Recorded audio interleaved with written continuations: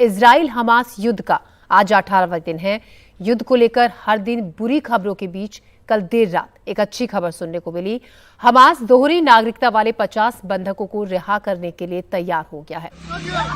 इसके लिए red cross की टीम उस जगह के लिए भी रवाना हो गई जहां बंधकों को रिहा किया जाना था। इजराइल ने भी उन इलाकों में बमबारी रोक दी थी, लेकिन अब से कुछ ही देर पहले ये भी खबर आई कि अब हमास ने इन बंधकों को रिहा करने के लिए गाजा में ईंधन सप्लाई की शर्त रख दी है।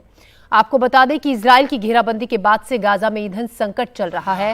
हालांकि एक अच्छी खबर, जो तस्वीरें हम आपको दिखा रहे हैं,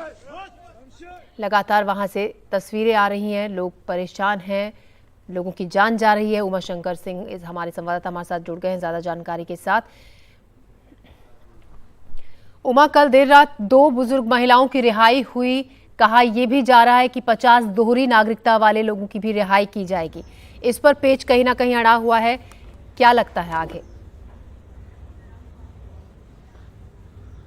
जी बिल्कुल, देखिए, जो हमास की तरफ से जानकारी आई कि उसने फ्यूल सप्लाई की शर्त जो है वो रखी है और उसके एवज में उसने 50 जो दोहरी नागरिकता वाले जो बंधक हैं उनको रिहा करने की बात जो है वो रखी है। लेकिन जो जानकारी ताजा आ रही है उसके मुताबिक ये कि जो इजराइल है उसने साफ तौर पे मना कर दिया है फ्यूल सप्लाई को लेकर और कहा है कि बेशक तमाम बंधक को छोड़ दें लेकिन फ्यूल सप्लाई तब भी नहीं की जाएगी। ये देखने में आया था कि जो अभी तक 54 ट्रकों की जो खेप पहुंची है गाजा, वहां पर उसमें कुछ फ्यूल के जो टैंकर्स थे वो भी थे और उसके बाद ही इजराइल की तरफ से ये भी जानकारी आई कि उसने ये कहा है कि राफा बॉर्डर से बिना उसकी निगरानी के कोई भी जो ट्रक है वो पास नहीं करेगा। तो ये ऐसा लगता है कि जो फ्यूल के कुछ ट्रक्स जो गए थे, हालांकि वो वहां पर हॉस्पिटल की जरूरत को पूरा करने के लिए उनकी काफी जरूरत है, फ्यूल की काफी जरूरत है, लेकिन ये लगता है कि जो फ्यूल के ट्रक गए थे वो इजराइल की जानकारी के बिना, निगरानी के बिना निकल गए थे और इसलिए अब जो एक हार्ड एंड स्टैंड जो है इजराइल की तरफ से आया है और कहा है कि तमाम बंधकों को भी छोड़ दे तो भी फ्यूल की सप्लाई नहीं होगी, क्योंकि इजराइल को इस बात का अंदेशा है कि जो फ्यूल जाएगा वो हमास के जो लोग हैं वो अपने लिए इस्तेमाल करेंगे, युद्ध में उसका इस्तेमाल होगा और आगे आने वाले समय में जो ग्राउंड ऑपरेशन होना है इजराइल की तरफ से उसमें उसको और ज्यादा बड़ी चुनौती आएगी। तो ये साफ तौर पे कहा गया है प्रधानमंत्री कार्यालय की तरफ से, उनके प्रवक्ता की तरफ से, कि जो मदद सामग्री में जिन बातों की सहमति दी गई है उसमें मेडिकल एड है, उसमें पानी है, उसमें खाने पीने की चीजें हैं और उसमें रोजमर्रे की जरूरत की दूसरी चीजें हैं, लेकिन ईंधन नहीं है। तो ये एक पेंच इस पे फंस गया है और अपनी तरफ से शर्त जो भी रखे हमास, लेकिन इजराइल उस पर मानने को तैयार नहीं है। उमा, ऐसे में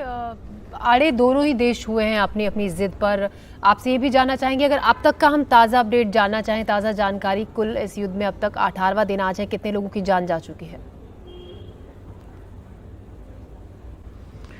जी देखिए, अब तक जो है 5100 के आसपास लोगों की जो जान है वो गाजा पट्टी में गई है या वेस्ट बैंक में जो जान है वो गई है।